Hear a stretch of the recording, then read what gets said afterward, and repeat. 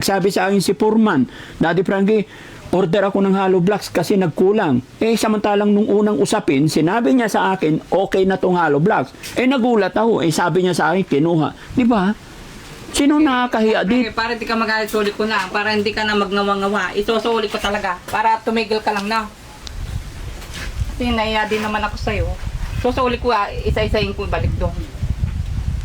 Para hindi ka na magalit at magnawa-ngawa. Ate Ansing naman, ako pa yung nagngawa-ngawa ngayon. Anong gagawin ko? Tatahimik na lang ako, matutuwa na lang ako. Ate Ansing, Kaya nga, dahil parang isusulit ko na lang para di ka na magsalita. sanang bastusan, Nanay Ansing. Ayaw kong maging bastos, lalong-lalo na sa pamilya ninyo. Sa'yo. Nirirespeto ko kayo, pero sa ganitong sitwasyon, hindi maganda. Baka ako talaga ang tuluyang magbaback out dito. Ipapahinto ko talaga yan. Kung ganyan na ako pa yung, after all ng kabutihan ginagawa ko, ako pa yung nagngangawa-ngawa dito. Diba? Si Kuya Oliver, ang iniisip ko, yung kapakanan niya. Hindi ako nagngangawa-ngawa dito. Ganon ba yung gusto nyong usapin? Hindi po pwede, mga kababayan. Mabait akong tao, pero pag ganitong sitwasyon, ibang usapan na to. Hindi nakakatuwa, nakaka-high blood. Baka dito ako mamatay. Tawagin si Foreman. Pati simento. Oh? Pati simento? Galing yan doon? Oo, dahil Frankie. Akala ko kasi hindi mo na itutuloy. Kaya kinuha ko na. Yung mga sobra. Mali, Nanay Ansing. Hindi magandang tignan talaga.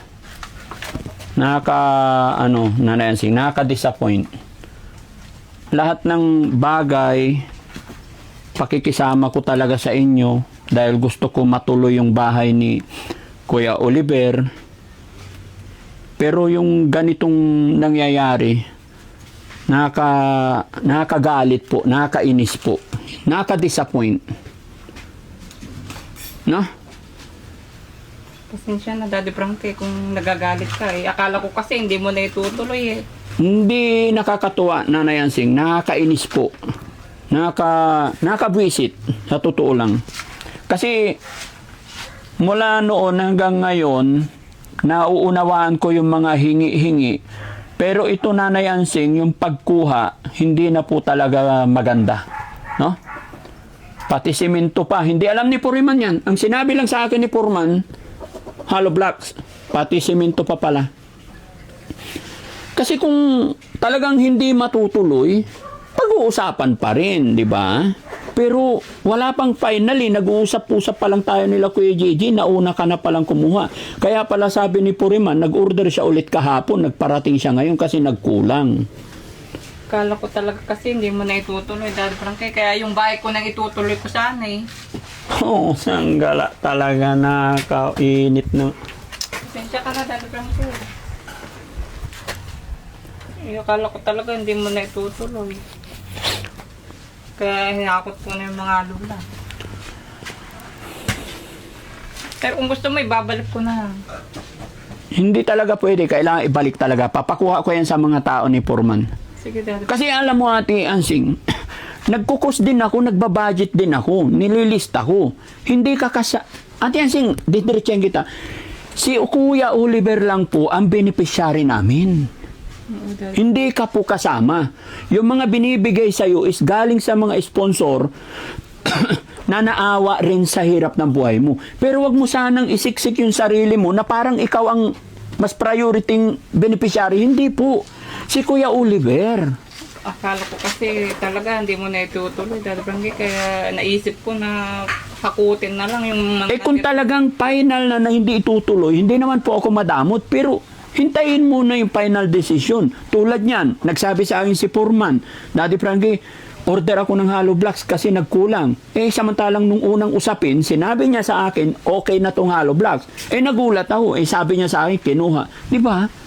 Sino nakakahiya dito? Para hindi ka magalit, sulit ko na. Para hindi ka na magnawa-ngawa. Isusulit ko talaga. Para tumigil ka lang na. Kasi naiya din naman ako sa'yo. Susulit ko, isa-isahin ko balik doon.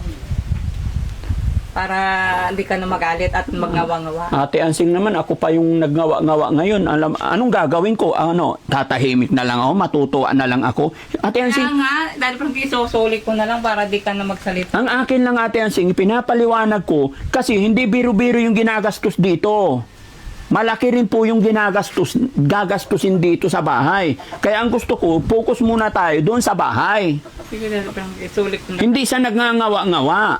Wala naman sanang wala naman sanang bastusan, Nanay Ansing. Ayaw kong maging bastos, lalong-lalo na sa pamilya ninyo. Sa'yo.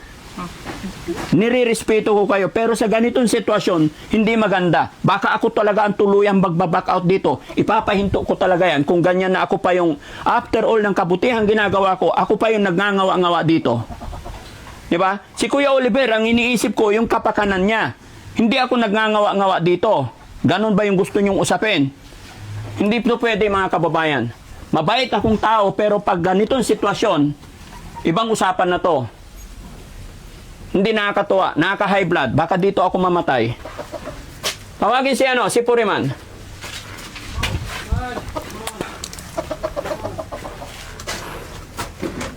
Napasubo lang naman akong kunin dahil Frankie. Hindi, nakakainis naman kasi sabihin mong ako yung nagngangawa-ngawa eh. Mapagpapasensyahan pa kita, oo. Pero yung sasabihan nyo ako yung nagngangawa-ngawa. Forman, maya-maya pakuha mo to ha. Balik doon.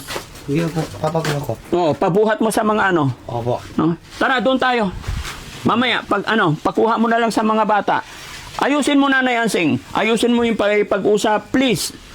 Ayoko na sinasabihan na ako yung nagdadaldal, nagngangawa-ngawa. Hindi ko gusto, hindi ko ugali yan. Sinasabi ko lang yung totoo, yung nararamdaman ko, gusto kong makatulong. FYI, si Kuya Oliver ang gusto kong tulungan. Kung mayroon man bumigay sa'yo, yung asahintayin mo. Sorry na, Daddy Frankie, huwag kang magalit. Tumatas na yung dugo mo, baka may blood ka. Lahat ng hingi, inuunawa ko yan. Pero yung sasabihan ninyo kung ngawa-ngawa dito, ibalik na. Hindi biro-biro, after all nang ibalik, nakaka-high blood, tapos ganun, ako pa masabihan ng ngawa-ngawa. Hindi ko na ulitin, Daddy Frankie, huwag kang magalit. Anong mangyayari kung i-stop ko yung bahay? Yeah. Oh, di ba? Sinong kawawa? Si Kuya Oliver.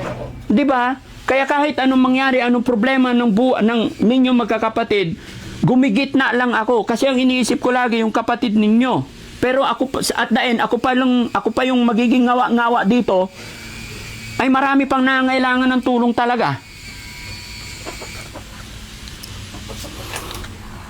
Jesse, pahingin tubig. Kuha mo tubig sa sasakyan. Sorry mga kababayan.